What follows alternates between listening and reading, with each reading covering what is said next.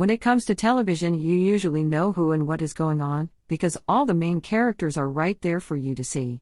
On occasion, a character might be able to cover all their lines and get it done completely behind the scenes. These characters tend to be the wise ones, the givers of sage advice, or simply invisible comedic props that other actors use for their jokes. Here are the 10 most interesting and important characters from television, whom we never fully see on camera.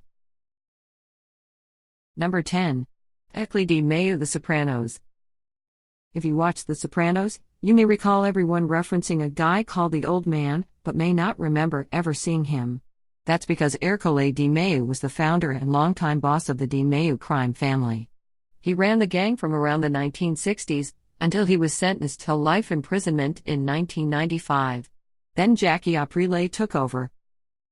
Aprile describes his role as "I may be acting boss," while the old man's a guest of the government in deference to his mentor. While Di Maio was mentioned throughout the series, nobody ever went to see him in prison. But his importance to the family remained in the forefront of The Sopranos. Di Maio was based on Giovanni Ricci, the real-world boss of the North Jersey de Cavalcante crime family. He suffered the same fate as his fictional representation, and remained behind bars on a life sentence.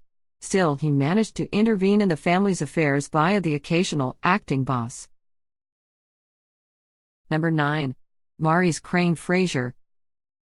Frasier was one of the most successful spin-off series from NBC.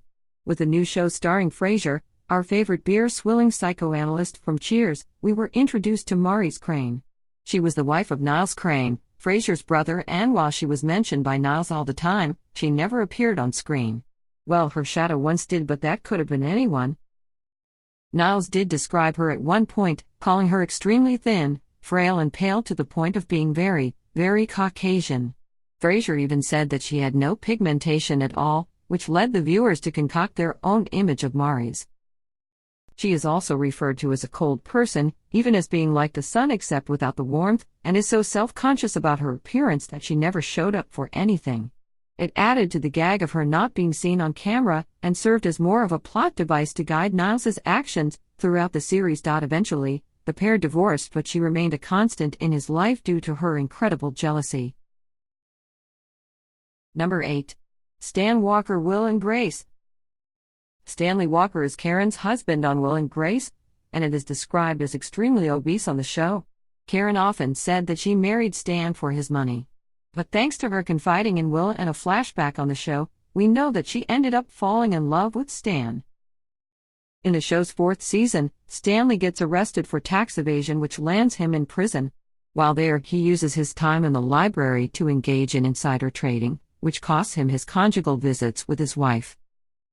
Later in the series, Stan and Karen get divorced, but Stanley dies of a heart attack while having sex with Lorraine.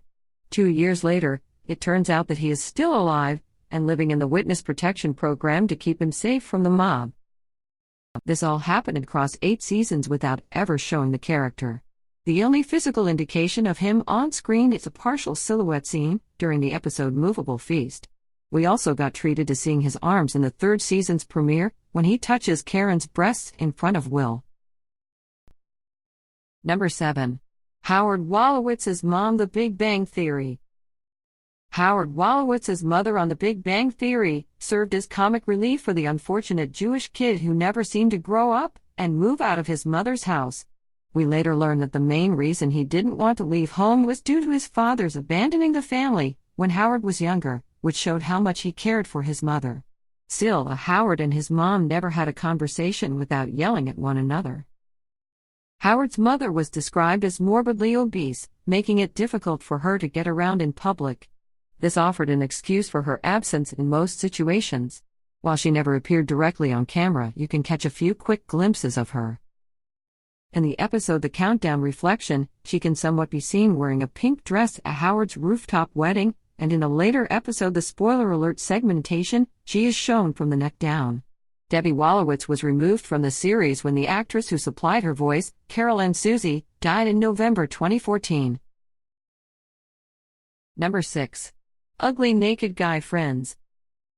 Ugly Naked Guy was an occasional gag for the Friends gang to poke fun and even poke in one episode. but you never get to see him on screen in all his naked glory. In a flashback, it was revealed that he was once called Cute Naked Guy, but he apparently let his looks go. There is never any indication of the character's true name. We only know of him because the cast stares at his antics from Monica's living room window across the street. He was seen a little bit in only 3 episodes, but never fully.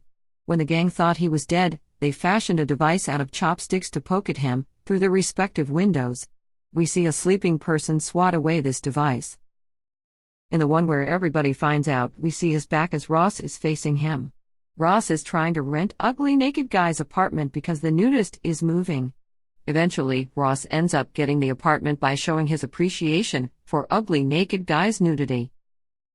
Unlike most of the characters on this list, Ugly Naked Guy was played by an actual person, John Haugen, who is neither ugly nor naked. Number 5. The President of the United States Veep. You might think that someone as important as the President of the United States might be afforded a few seconds of screen time in a political comedy, but not on the HBO show Veep. As the title suggests, Veep is all about the Vice President, played by comedy alum Julia Louis-Dreyfus. 4 presidents have appeared on the series, and one of them never got in front of the camera. That would be Stuart Hughes, the 44th president and running mate to Selina Meyer, who succeeds him in his position for less than a year.